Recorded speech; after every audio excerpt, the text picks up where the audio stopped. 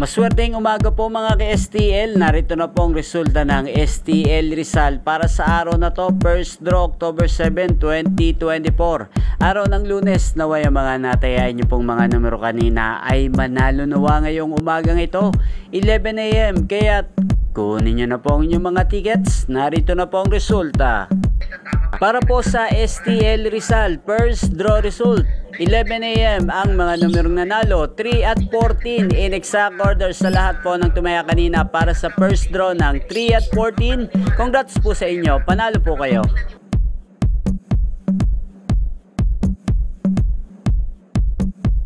Ang STL Rizal ay araw-araw nyo pong mapapanood sa channel na to 3 times a day, Monday to Sunday.